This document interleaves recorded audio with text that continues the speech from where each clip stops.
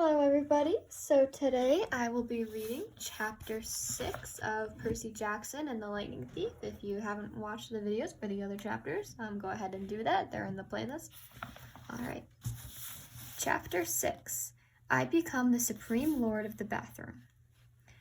Once I got over the fact that my Latin teacher was a horse, we had a nice tour, though I was careful not to walk behind him. I'd done enough Pooper Scooper patrol in the Macy's Thanksgiving Day parade a few times, and I'm sorry I did not trust Chiron's back end the way I trusted his front. We passed the volleyball pit. Several of our campers nudged each other. One pointed to the Minotaur horn I was carrying. Another said, "That's him." Most of the campers were older than me. Their satyr friends were bigger than Grover, all of them trotting around in orange Camp Half-Blood t-shirts, with nothing else to carry their bare, shaggy hindquarters.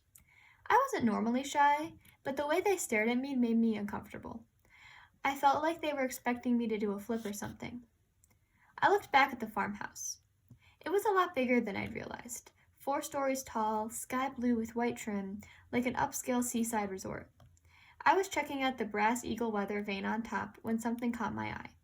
A shadow in the uppermost window of the attic gable. Something had moved the curtain just for a second, and I got a distinct impression I was being watched. "What's up there?" I asked Chiron. He looked where I was pointing, and his smile faded. "Just the attic. Somebody lives there?" "No," he said with finality. "Not a single living thing." I got the feeling he was being truthful, but I was also sure something had moved that curtain. "Come along, Percy," Chiron said, in his light-hearted tone, now a little forced. "Lots to see." We walked through the strawberry fields, where campers were picking bushels of berries while a satyr played a tune on a reed pipe. Chiron told me the camp grew a nice crop for export to New York restaurants in Mount Olympus. "It pays our expenses," he explained, "and the strawberries take almost no effort." He said Mr. D had this effect on fruit-bearing plants. They just went crazy when he was around. It worked best with wine grapes, but Mr. D was restricted from growing those, so they drew strawberries instead. I watched the satyr playing his pipe. His music was causing lines of bugs to leave the strawberry patch in every direction, like refugees fleeing a fire.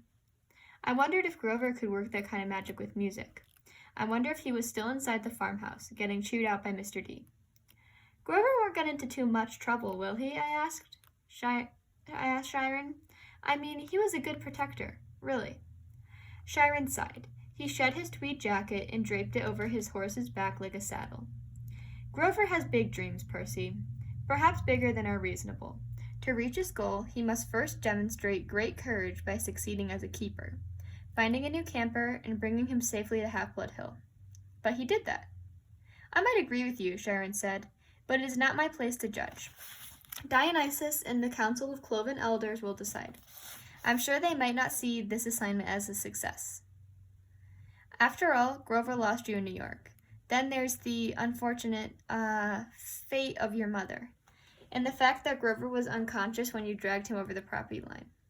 The council might question whether this shows any courage on Grover's part." I wanted to protest. None of what happened was Grover's fault. I also felt really, really guilty. If I hadn't given Grover the slip at the bus station, he might not have gotten in trouble. "He'll get a second chance, won't he?" Chiron winced. "I'm afraid that was Grover's second chance, Percy. The council was not anxious to give him another, either after what happened the first time, 5 years ago. Olympus knows. I advised him to wait longer before trying again. He's still so small for his age." "How old is he?" "Oh, 28. "What? He's in the 6th grade. Satyrs mature half as fast as humans, Percy. Grover has been the equivalent of a middle school student for the past 6 years. "That's horrible." "Quite," Chiron agreed. "At any rate, Grover is a late bloomer, even by satyr standards, and not yet very accomplished at woodland magic. Alas, he was anxious to pursue his dream. Perhaps now he will find some other career." "That's not fair," I said. "What happened the first time? Was it really so bad?" Chiron looked away quickly. "Let's move along, shall we?" But I wasn't quite ready to let the subject drop. Something had occurred to me when Chiron talked about my mother's fate, as if he were intentionally avoiding the word death. The beginnings of an idea, a tiny, hopeful fire, started forming in my mind. "Chiron," I said, If the gods in Olympus and all that are real, yes, child. Does that mean the underworld is real too? Chiron's expression darkened. Yes, child. He paused as if choosing his words carefully. There is a place where spirits go after death. But for now, until we know more, I would urge you to put that out of your mind. What do you mean, until we know more? Come on, Percy. Let's see the woods. As we got closer, I realized how huge the forest was.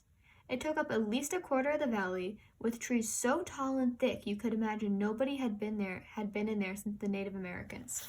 Chiron said, "The woods are stocked. If you care to try your luck, but go armed." "Stocked with what?" I asked. "Armed with what?" "You'll see. Capture the flag is Friday night. Do you have your own sword and shield?" "My own? No," Chiron said. "I don't suppose you do. I think a size 5 will do.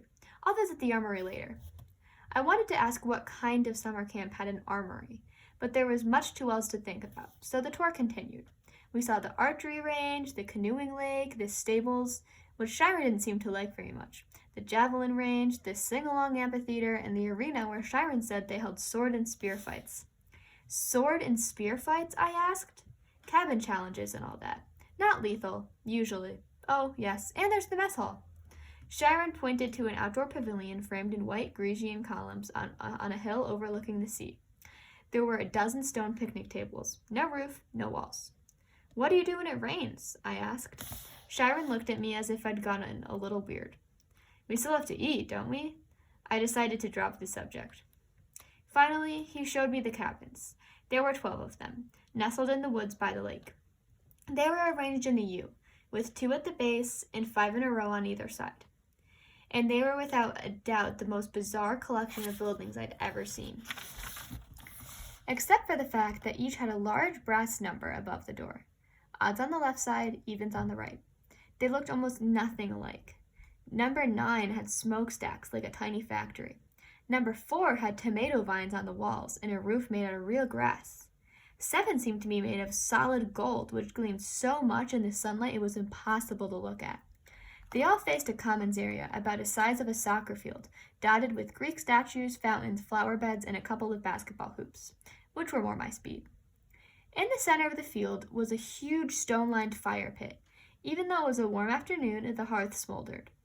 A girl about 9 years old was tending the flames, poking the coals with a stick. The pair of cabins at the head of the field, numbers 1 and 2, looked like his and hers asylums. Big white marble boxes with heavy columns in front. Cabin 1 was the biggest and bulkiest of the 12.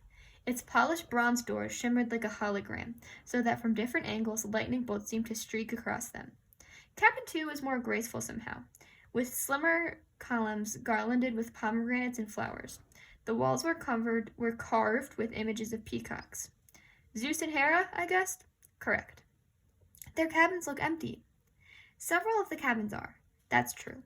No one ever stays in 1 or 2. Okay, so each cabin had a different god, like a mascot. 12 cabins for 12 Olympians. But why would some be empty? I stopped in front of the first cabin on the left, cabin 3. It wasn't high and mighty like cabin 1, but long and low and solid. The outer walls were rough gray stone, studded with pieces of seashell and coral, as if the slabs had been sewn straight from the bottom of the ocean floor. I peeked inside the open doorway, and Chiron said, "Oh, I wouldn't do that." Before he could pull me back, I caught the salty scent of the interior, like the wind on the shore at Montauk. The interior walls glowed like abalone. There were 6 empty bunk beds with silk sheets turned down, but there was no sign anyone had ever slept there. The place felt so sad and lonely. I was glad when Chiron put his hand on my shoulder and said, "Come along, Percy." Most of the other cabins were crowded with campers. Number 5 was bright red, a real nasty paint job, as if the color had been splashed on with buckets and fists. The roof was lined with barbed wire. A stuffed wild boar had hung over the doorway, and its eyes seemed to follow me. Inside, I could see a bunch of mean-looking kids, both girls and boys, arm wrestling and arguing with each other while rock music blared. The loudest was a girl, maybe of 13 or 14. She wore an extra large Camp Half-Blood t-shirt under a camouflage jacket. She zeroed in on me and gave me an evil sneer. She reminded me of Nancy Bobofit, though the camper girl was much bigger and tougher looking. and her hair was long and stringy, and brown instead of red. I kept walking, trying to stay clear of Chiron's hooves. "We haven't seen any other centaurs," I observed. "No," said Chiron sadly.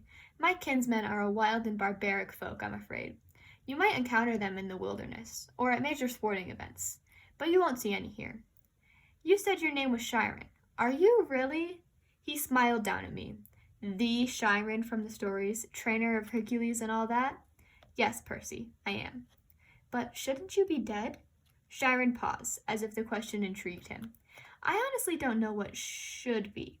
The truth is, I can't be dead. You see, eons ago, the gods granted my wish. I could continue the work I loved. I could be a teacher of heroes as long as humanity needed me. I gained much from that wish, and I gave up much. But I'm still here, so I can only assume I'm still needed." I thought about being a teacher for 3,000 years. It wouldn't have made my top 10 things to wish for list. "Doesn't it ever get boring?" No, he said. "Horribly depressing at times, but never boring." "Why depressing?" Chiron seemed to turn hard of hearing again. "Oh, look," he said. "Annabeth is waiting for us." The blonde girl I'd met at the big house was reading a book in front of the last cabin on the left, number 11.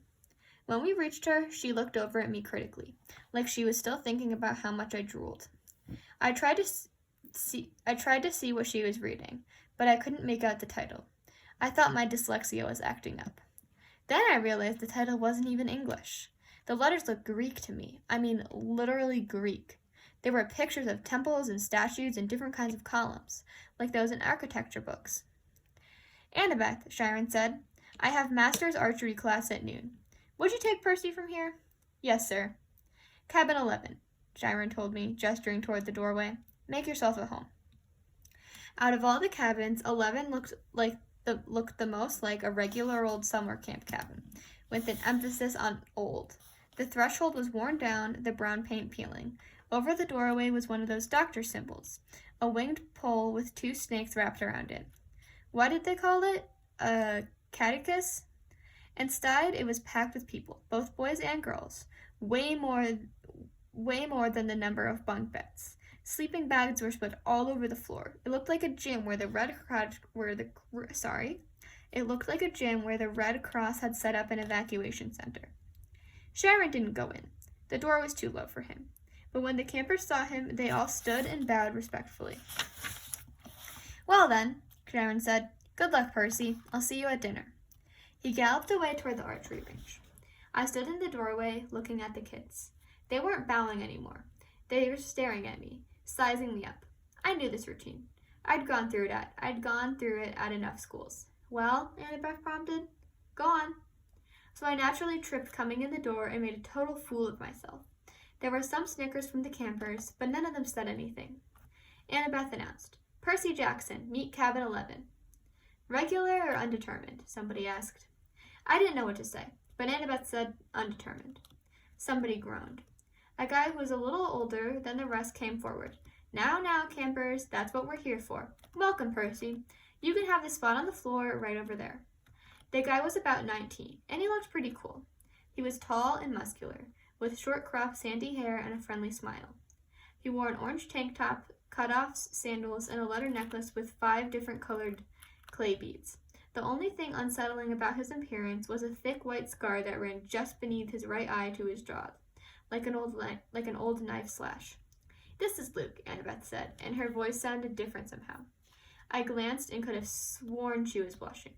She saw me looking, and her expression hardened again. "He's your counselor for now." "For now?" I asked. "You're undetermined," Luke explained patiently. "They don't know what cabin to put you in, so you're here. Cabin 11 takes all newcomers, all visitors. Naturally we would. Hermes, our patron, is the god of travelers." I looked at the tiny section of the floor they'd given me. I had nothing to put there to mark it as my own. No luggage, no clothes, no sleeping bag. Just the Minotaur's horn. I thought about setting that down, but then I remembered that Hermes was also the god of thieves. I looked around at the campers' faces, some sullen and suspicious, some grinning stupidly, some eyeing me as if they were waiting for a chance to pick my pockets. "How long will I be here?" I asked. "Good question," Luke said. "Until you're determined." "How long will that take?" The campers all laughed. Come on, Annabeth told me. I'll show you the volleyball court. I've already seen it. Come on. She grabbed my wrist and grabbed me outside. I could hear the kids of Cabin 11 laughing behind me. When we were a few feet away, Annabeth said, Jackson, you have to do better than that. What? She rolled her eyes and mumbled under her breath. I can't believe I thought you were the one. What's your problem? I was getting angry now. All I know is I kill some bull guy. Don't talk about that, Annabeth told me. You know how many kids at this camp wish they had your chance. To get killed? To fight the Minotaur. What do you think we trained for? I shook my head. Look, if the thing I thought was really the Minotaur, the same one in the stories, yes, then there's only one, yes, and he died like a gajillion years ago, right? Theseus killed him in the labyrinth, so monsters don't die, Percy. They can be killed, but they don't die. Oh, thanks. That clears it up. They don't have souls, like you and me. You can dispel them for a while. Maybe even for a whole lifetime if you're lucky. But they are primal forces. Sharon calls them archetypes. Eventually, they reform. Sorry, I'm just getting it to focus. I noticed that I got a little blurry. I'm sorry. Okay. I thought about Mrs. Dodds. You mean if I killed one accidentally with a sword, the fur, I mean your math teacher? That's right. She's still out there. You just made her very, very mad. How did you know about Mrs. Dodds? You talk in your sleep. You called her something, right? A fury. They're Hades torturers, right? Annabeth glanced nervously at the ground, as if she expected it to open up and swallow her. You shouldn't call them by name, even here. We call them the kindly ones, if we have to speak of them at all. Look, is there anything we can say without it thundering? I sounded whiny, even to myself, but right then I didn't care. Why do I have to stay in Cabin 11 anyway? Why is everybody so crowded together? There are plenty of empty bunks right over there. I pointed to the first few cabins, and Annabeth turned pale. You don't just choose a cabin, Percy. It depends on who your parents are. Or your parent. She stared at me, waiting for me to get it. My mom is Sally Jackson, I said. She works at the candy store on Grand Central Station. At least she used to. I'm sorry about your mom, Percy. But that's not what I mean. I'm talking about your other parent. Your dad. He's dead. I never knew him. Annabeth sighed. Clearly, she'd had this conversation before with other kids. Your father's not dead, Percy. How can you say that? You know him? No, of course not. Then how can you say, because I know you? You wouldn't be here if you weren't one of us. You don't know anything about me. No? She raised an eyebrow. I bet you moved around from school to school. I bet you were kicked out from a lot of them. How? Diagnosed with dyslexia, probably ADHD. Diagnosed with dyslexia, probably ADHD too. I tried to swallow my embarrassment. What does that have to do with anything? Taken together, it's almost a sure sign. The letters float off the page when you read, right? That's because your mind is hardwired for ancient Greek. And the ADHD, you're impulsive. Can't sit still in the classroom. That's your battlefield reflexes. In a real fight, they'd keep you alive. As for the attention problems, that's because you see too much, Percy, not too little. Your senses are better than a regular mortal's. Of course, the teachers want you medicated. Most of them are monsters. They don't want you seeing them for what they are. You sound like you went through the same thing. Most of the kids here did.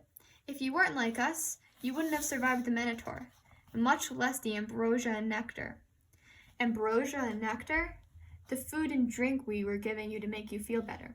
That stuff would have killed a normal kid. It would have turned your blood to fire and your bones to sand and you'd be dead. Face it, you're a half-blood. A half-blood. I was reeling with so many questions, I didn't know where to start. Then a husky voice yelled, "Well, a newbie!" I looked over. The big girl from the ugly red cabin was sauntering toward us. She had 3 other girls behind her, all big and ugly and mean-looking like her, all wearing camo jackets. Clarice, Annabeth sighed. Why don't you go polish your spear or something? Sure, Miss Princess, the big girl said, so I can run you through it with oh my gosh, I'm sorry. Sure, Miss Princess, the big girl said, so I can run you through with it Friday night. Arius Corcus, Annabeth said, which I somehow understood was Greek for go to the crows, though I had a feeling it was a worse curse than it sounded. You don't stand a chance. I'll pulverize you, Clarice said, but her eye twitched. Perhaps she wasn't sure she could follow through on the threat. She turned toward me. Who's this little run? Percy Jackson, Annabeth said. Meet Clarice, daughter of Ares. I blinked. Like the war god? Clarice sneered. You got a problem with that? No, I said, recovering my wits. It explains the bad smell. Clarice growled. We got an initiation ceremony for newbies, Percy. Whatever. Come on, I'll show you. Clarice, Annabeth tried to say. Stay out of it, wise girl. Annabeth looked pained, but she did stay out of it. And I didn't really want her help. I was the new kid. I had to earn my own rap. I handed Annabeth my Minotaur horn and got ready to fight. But before I knew it, Clarice had me by the neck and was dragging me toward a cinder-block building that I knew immediately was the bathroom. I was kicking and punching. I'd been in plenty of fights before. But this big girl, Clarice, had hands like iron. She dragged me into the girls' bathroom. There was a line of toilets on one side and a line of shower shells down the other. It smelled just like any other public bathroom. And I was thinking, as much as I could think with Clarice ripping my hair out, that if this place belonged to the gods, they should have been able to afford classier Johns. Clarice's friends were all laughing, and I was trying to find the strength I'd use to fight the Minotaur, but I wasn't there. Like he's big 3 material, Clarice said as she pushed me toward one of the toilets. Yeah, right. Minotaur probably fell over laughing. He was so stupid looking. Her friends snickered. Annabeth stood in the corner, watching through her fingers. Clarice bent me over on my knees and started pushing my head toward the toilet bowl. It reeked like rusted pipes and, well, like what goes into toilets. I strained to keep my head up. I was looking at the scummy water, thinking, I will not go into that, I won't. Then something happened. I felt a tug in the pit of my stomach. I heard the plumbing rumble, the pipe shudder. Clarice's grip on my hair loosened. Water shot out of the toilet, making an arc straight over my head, and next thing I knew, I was sprawled on the bathroom tiles with Clarice screaming behind me. I turned just as the water blasted out of the toilet again, hitting Clarice straight in the face so hard it pushed her down onto her butt. The water stayed on her like the spray from a fire hose, pushing her backward into a shower stall. She struggled, gasping, and her friends started coming toward her. But then the other toilets exploded too, and 6 more streams of toilet water blasted them back. The showers acted up too, and together all the fixtures sprayed the camouflage girls right out of the bathroom, spinning them around like pieces of garbage being washed away. As soon as they were out of the door, I felt the tug in my gut lessen, and the water shut off as quickly as it had started. The entire bathroom was flooded. Annabeth hadn't been spared. She was dripping wet, but she hadn't been pushed out of the door. She was standing in exactly the same place, staring at me in shock. I looked down and realized I was sitting in the only dry spot in the whole room. There was a circle of dry floor around me. I didn't have 1 drop of water on my clothes. Nothing. I stood up, my legs shaky. Annabeth said, How did you... I don't know. We walked to the door. Outside, Clarice and her friends were sprawled in the mud, and a bunch of other campers had gathered around to gawk. Clarice's hair was flattened across her face. Her camouflage jacket was sopping, and she smelled like sewage. She gave me a look of absolute hatred. You are dead, new boy. You are totally dead. I probably should have let it go, but I said, You want to gargle with some toilet water again, Clarice? Close your mouth. Her friends had to hold her back. They dragged her toward cabin 5, while the other campers made way to avoid her flailing feet. Annabeth stared at me. I couldn't tell whether she was just grossed out or angry at me for dousing her. What? I demanded. What are you thinking? I'm thinking, she said, that I want you on my team for Capture the Flag. Okay, so that's the end of chapter 6. I'm sorry that I messed up a couple times. Look out for chapter 7. Have a good day. And also, sorry, but I'll open up the comments. If you want me to read the other books in the Percy Jackson series, let me know and I'll be glad to do it.